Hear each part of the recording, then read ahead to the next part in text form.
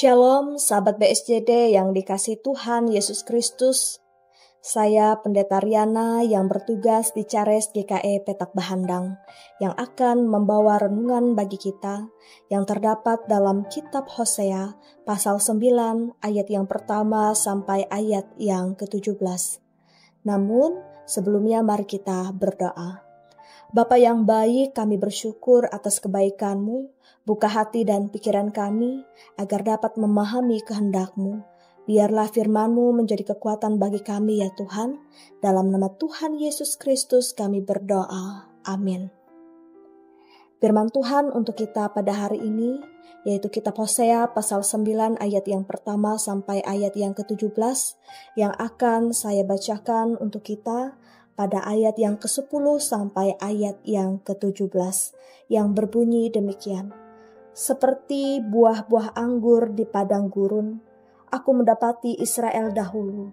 Seperti buah sulung sebagai hasil pertama pohon ara, aku melihat nenek moyangmu, tetapi mereka itu telah pergi kepada Baal Peor dan telah membaktikan diri kepada dewa keaiban, sehingga mereka menjadi kejijikan sama seperti apa yang mereka cintai itu. Kemuliaan Efraim terbang seperti burung, tiada yang melahirkan, yang hamil dan yang mengandung. Sekalipun mereka membesarkan anak-anaknya, aku akan membuat mereka bulus, sehingga tidak ada manusia lagi. Sungguh celakalah juga mereka pada waktu aku menjauh daripada mereka. Efraim, seperti yang aku lihat, telah membuat anak-anaknya menjadi binatang perburuan. Efraim terpaksa menyerahkan anak-anaknya kepada si pembunuh. Berilah kepada mereka ya Tuhan apa yang hendak Kau beri. Berilah kepada mereka kandungan yang mandul dan buah dada yang kering. Segala kejahatan mereka terjadi di Gilgal. Sungguh di sana aku mulai membenci mereka. Oleh karena jahatnya perbuatan-perbuatan mereka, aku akan menghalau mereka dari rumahku. Aku tidak akan mengasihi mereka lagi. Semua pemuka mereka adalah pemberontak. Efraim telah dipukul, akarnya telah menjadi kering. Mereka tidak akan menghasilkan buah, bahkan sekalipun mereka melahirkan anak. Aku akan mematikan buah kandungannya yang berharga. Allahku akan membuang mereka sebab mereka tidak mendengarkan Dia. Maka mereka akan mengembara di antara bangsa-bangsa.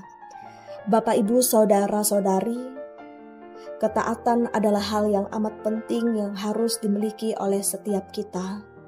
Ketaatan juga merupakan wujud cinta kasih dan syukur kita kepada Tuhan atas segala anugerah yang Tuhan berikan kepada kita. Ketaatan akan mendatangkan berkat, sukacita, damai sejahtera, dan dengan ketaatan yang kita miliki akan membawa hubungan kita dengan Tuhan semakin erat. Ketaatan adalah bukti kita mengasihi Tuhan, sebagaimana tertulis dalam Injil Yohanes pasal 14 ayat yang ke-15. Jikalau kamu mengasihi aku, kamu akan menuruti segala perintahku. Akan tetapi bangsa Israel, kerajaan utara, terjerumus dalam penyembahan berhala. Mereka lupa dan mengabaikan Allah. Dengan sadar mereka hidup dalam dosa dengan menyembah Baal Peor dan dewa-dewa kesuburan orang Kanaan. Hosea memperingati bangsa Israel bahwa apa yang mereka lakukan ada konsekuensinya akibat dari ketidaktaatan mereka, sehingga Tuhan menghukum Israel. Mereka kehilangan berkat dan penyertaan Tuhan, dihajar dan diberikan ke tangan musuh. Allah lah yang membuang mereka karena mereka tidak mau mendengarkannya. Oleh karena itu, hiduplah dengan setia dan taat kepada Tuhan. Jangan sampai ketika ada masalah, pergumulan, bahkan ujian hidup menghampiri kita lupa kepada Tuhan dan mencari jalan lain. Jangan jadikan semuanya itu sebagai alasan untuk kita meninggalkan Tuhan, tetapi tetaplah hidup dalam ketaatan, maka Tuhan pasti akan menolong kita. Pertolongan Tuhan tidak pernah terlambat. Tetaplah percaya dengan ibadah sungguh-sungguh dan merenungkan firman Tuhan dalam kehidupan kita.